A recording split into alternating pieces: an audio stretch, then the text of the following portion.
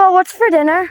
Well, I don't know what's for dinner, but dessert is gonna be amazing. Cinnamon buns. Oh my god, I just can't wait. This is so easy, so delicious. So come along with us and we'll show you how I made it. I have been making cinnamon buns for like 11, 12, 13 years. Well, your cinnamon buns are better than any other restaurant, so it really makes sense. I have to agree. Now, the original recipe that I got many, many years ago calls for milk. My mixer is Parv, and I want to keep it that way. So I have used water once in a while, but I use milk alternatives, and oat milk is one of my favorite milks. And thank God they sell this here in Israel, so I can use Kirkland oat milk. I'm so excited to have oat milk. 2.5 teaspoons of yeast into the bowl. We're going to be proofing our yeast so that it poofs. To the yeast, we're going to add 2 tablespoons of sugar. Now we're going to add 1 cup of warm milk. And now give that a good whisk. We're going to let this sit on the counter for 5 minutes to proof. Toby, have a look. Our yeast has done its thing. And it smells amazing. To our yeast, we're going to add 1/2 cup of melted butter, in our case, margarine. 2 eggs that are to be at room temperature. These eggs have to be room temperature, so crack them, check them, and put them in. Now we're going to add 1/2 cup of sugar, 1 teaspoon of salt. Now we're going to add 4.5 cups of flour. Now, the original recipe that I had called for bread flour. I have never used bread flour, and they come out really good. Ask my witness over here. They really do. 4.5. Sorry, am I making a mess? It's okay. You're going to clean it later. All right, we're going to take this over to our mixer and start mixing.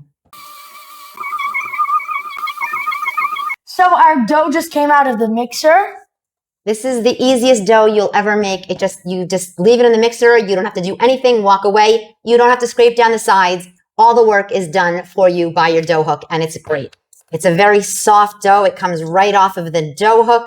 We're going to put our dough into this bowl that's been well oiled, and we're going to let it sit for about an hour and a half until it doubles in size. This recipe is super, super easy to make.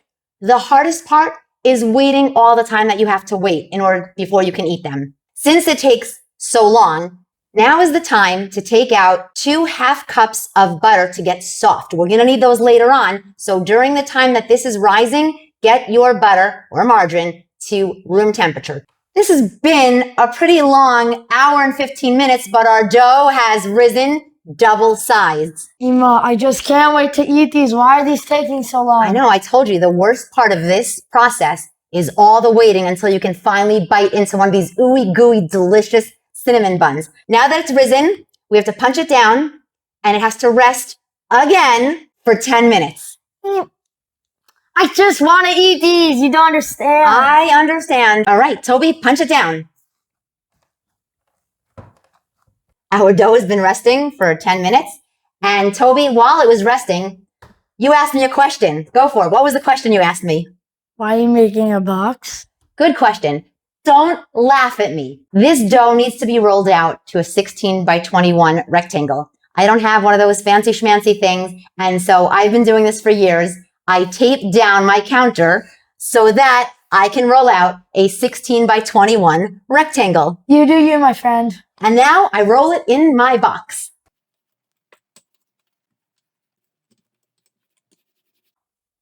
And just like that, 16 by 21. But Ema, isn't there an easier way than just taping it and everything? They do have these mats on Amazon that give you measurements and let you roll them out onto the mat. And we'll link that in the description now. Good idea. We're going to take our 1/2 cup of melted butter, in our case margarine, and spread it all over this dough. Ready? Toby, let's face it, that was taking too long. This is how I've been doing it for 12 years. With a clean hand, don't worry. We have 1 cup of brown sugar in here, and Toby's going to take the brown sugar and sprinkle it all over the butter. Now we're going to take some cinnamon and sprinkle it all on top of the butter and sugar. Now we're just gonna take our hands and press it down a little. All right, just press it down gently so that when we roll it, it won't all fall out. Press it into the margarine.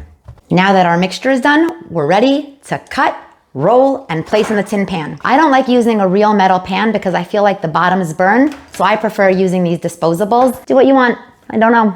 Most people roll these into a jelly roll and then cut them. What I'm gonna do instead is I'm gonna cut them into strips, roll each strip, and place them into my disposable tin pan.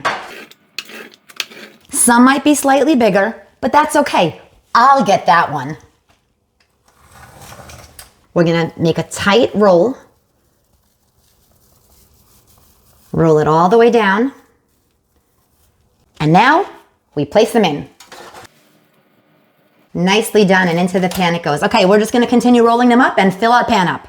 Well, we finished filling them all up. Whereas we should have had 12 pieces, we got lucky 13, so more for us, right?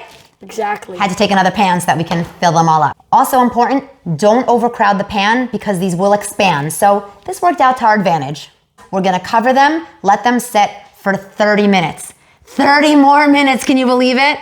I just want to eat these, Ima! But while these are resting, we're gonna make our frosting so that's ready to go when these come out of the oven. And now for our icing. You're gonna start off by adding 5 ounces of softened cream cheese to our bowl, about 1/3 of a cup of softened to room temperature margarine or butter, whatever you guys at home decide, and a 1/2 teaspoon of salt. Once we put those ingredients into our bowl, we're gonna mix them and then slowly, gradually add 2 to 2.5 cups of powdered sugar.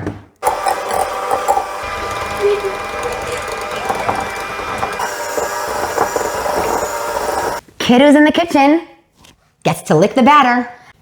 That is some good stuff. Toby, they've been resting for about 30 minutes to rise. You ready to see what they look like? Yeah.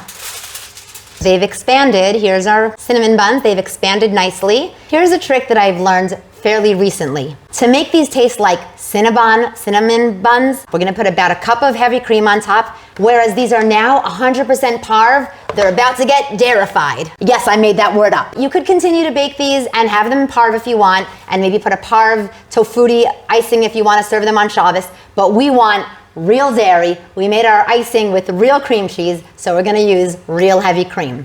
I know this looks strange, but I'm telling you, this makes it taste gooey, sticky. It's just, so good. Now they're ready to go into the oven, and the waiting game continues. 15 to 20 minutes.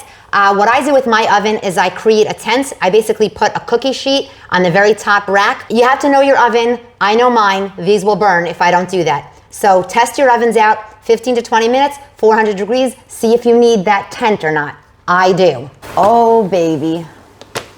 Oh, wow. Look at how these have expanded.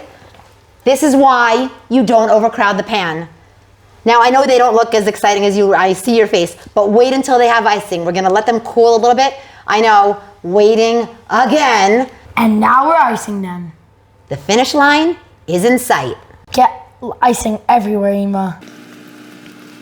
Look at these cinnamon buns. Stop talking, let's just eat them. I think you now know why I only make these once a year. 15 minutes of prep time total and hours of waiting. Is it worth it? Yes.